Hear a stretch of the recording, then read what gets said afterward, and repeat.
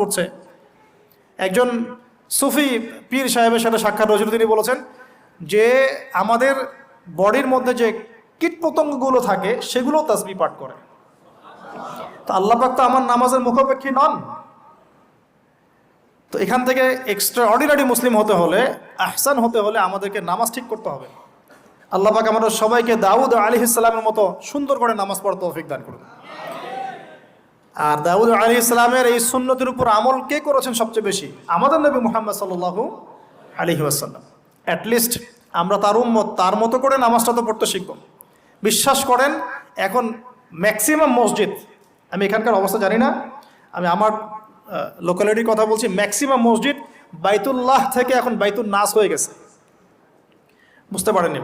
বাইতুল্লাহ মানে আল্লাহর ঘর, যেখানে আল্লাহর বিধান চলবে, আল্লাহর মতো, আল্লাহ যেভাবে সন্তুষ্ট হন সেই নামাজ চলবে। এখন